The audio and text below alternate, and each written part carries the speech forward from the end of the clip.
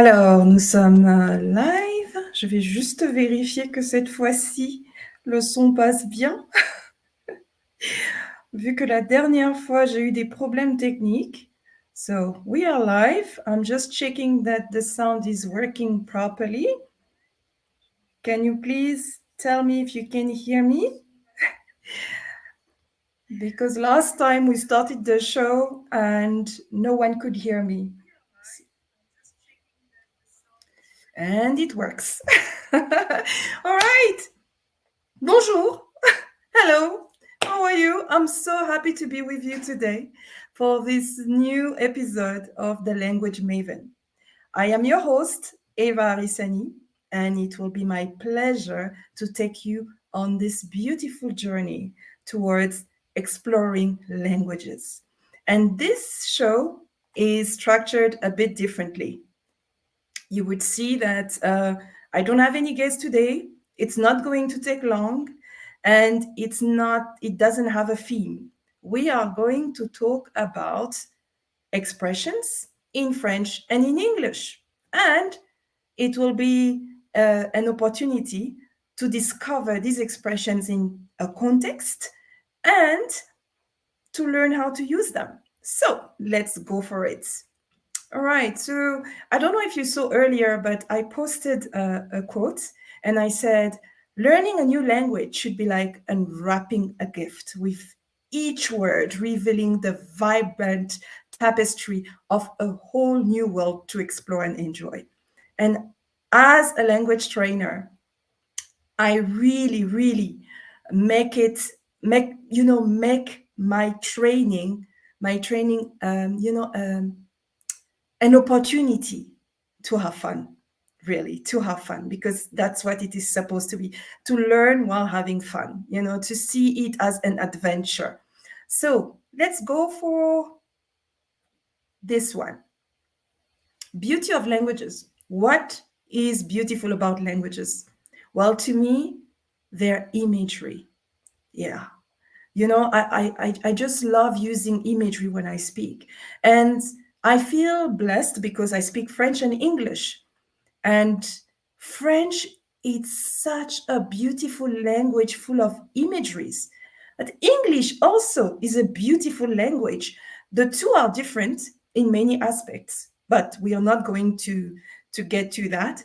But, you know, I just think that when you understand the beauty of imagery, you will have fun using those idiomatic expressions while you talk.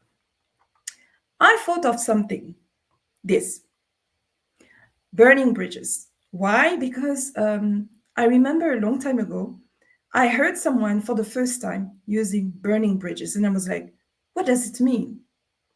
How do we use that expression?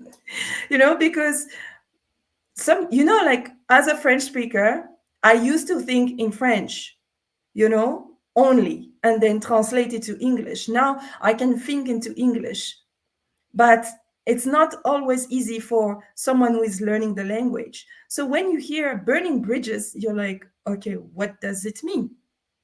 Well, let me ask you this.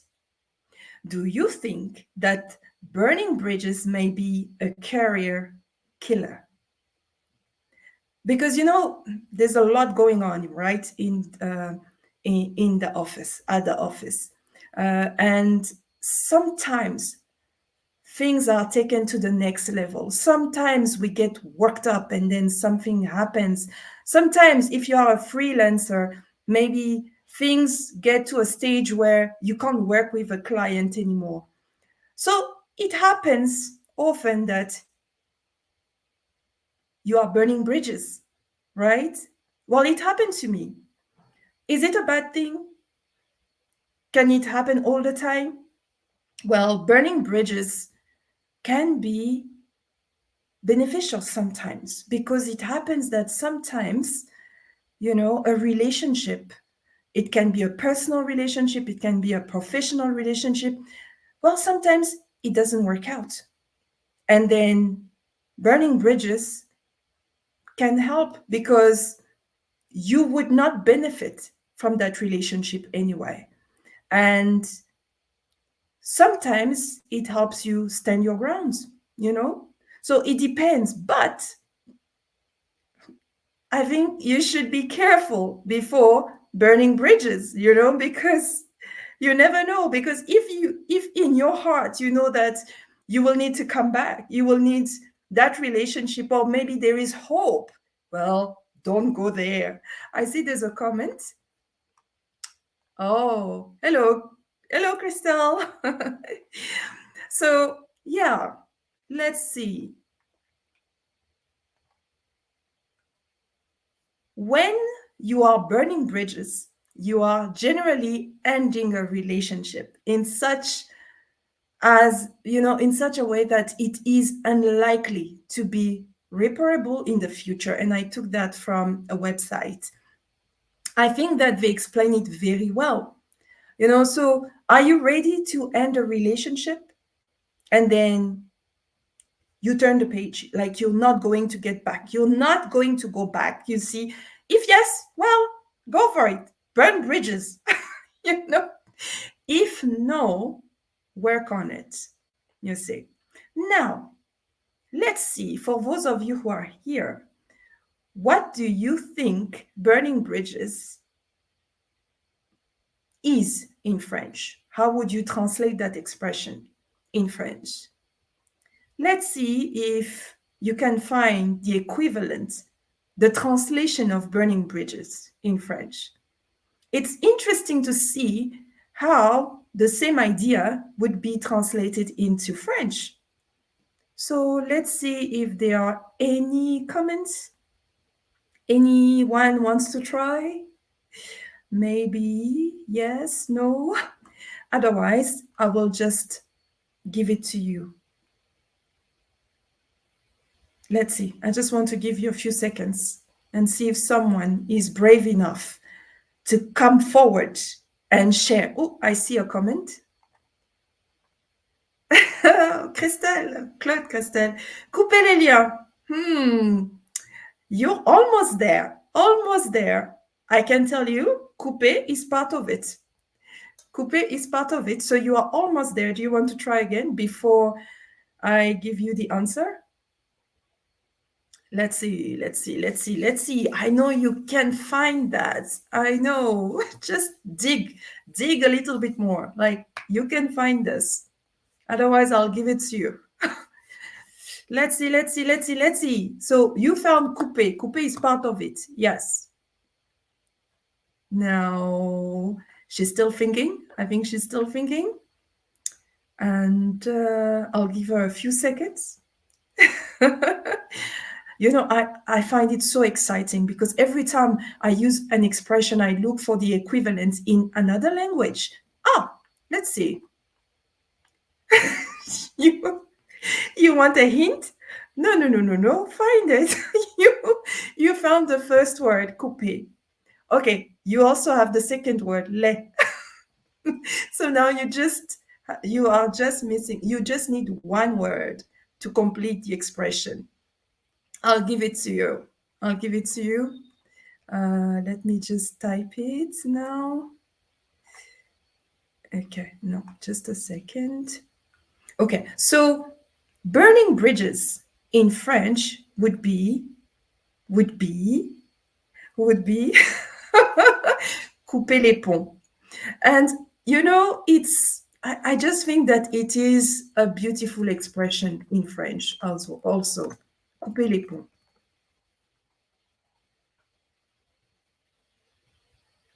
Let me show this. Couper les ponts. Voilà.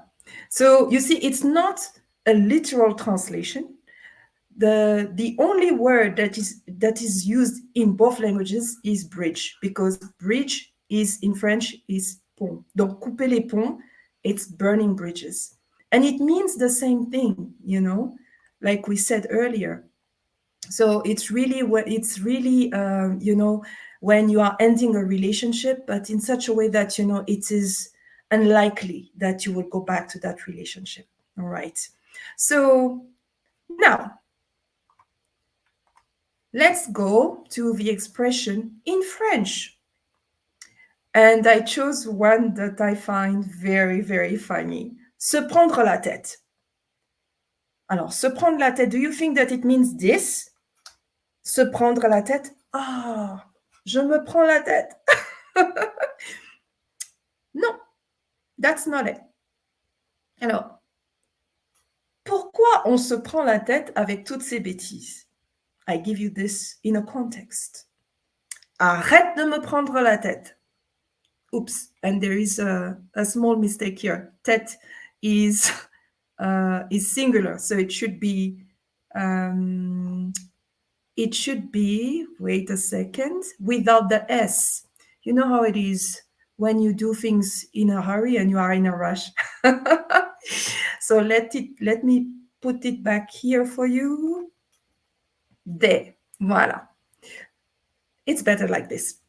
Pourquoi on se prend la tête avec toutes ces bêtises? Arrête de me prendre la tête. What do you think it means? And I see there's a comment here. Oh, I think that her comment is for the previous one, couper les ponts. But now, let's go on to the next one. Se prendre la tête. What do you think it means, se prendre la tête? And let me give you more examples. Oh là là, c'est fou, mais cette personne me prend la tête. J'en peux plus. Oh, c'est pas possible. Mais arrête de me prendre la tête. What do you think it means? Uh-huh. Oh, we have someone else here. Jean-Claude. Bonjour Jean-Claude. Hello Jean-Claude. Yes. Well, to argue, are you talking about se prendre la tête? Is your answer for that? I'm so happy you're here. Thank you so much for actually Claude and both of you, Jean-Claude and Claude. Thank you for being here. Christelle, it means to frustrate. Oh, yeah, you're not far. Yes, actually, well, yes, kind of. And argue, yes, you could say that. But now, in the context, because you see, depending on the context, an expression can mean something or something else, right? So, arrête de me prendre la tête. Ça suffit. Arrête de me prendre la tête. Pourquoi je me prends la tête avec ces bêtises? Oh là là. Oh là là, oh là là. C'est trop. Je ne sais pas pourquoi je me prends la tête avec toutes ces bêtises. Arrête de me prendre la tête. So now, if you are a parent and you're talking to your children and you're saying, arrête de me prendre la tête. Je suis fatiguée. J'ai besoin de me reposer. What does this mean? Okay, let me give it to you. Se prendre la tête, c'est se rendre la vie difficile. S'énerver. So I understand why Jean-Claude was saying to argue, but here it's more in the context of getting worked up over something, or because of something someone said to you, or because of something that happened during the day. Okay, stop hustling me. I like that. Okay, fantastic. I like that. Well, thank you very much. Thank you, Jean-Claude. Thank you, Claude, for joining me on this special episode of the Language Maven. So it's your 10 minutes. Oh, yes. I like the way you say, oh, yes.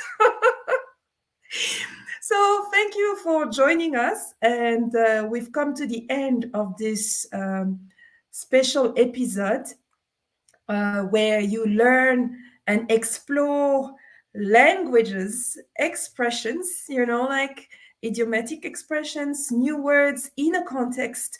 And it won't just be in English and French. I will surprise you every Friday. It might be Swahili, it might be Spanish, it might be any other language, because remember, the Language Maven is about languages in general. So thank you for joining us. Merci beaucoup. Merci pour le temps que vous avez passé avec nous. And I will say à vendredi prochain. See you. next week, Friday, not the same time because I will not tell you. It will be random times, but it will be on Friday. And don't miss the next episode with our next guest. It will be very, very interesting as usual. Keep well. Bonne journée.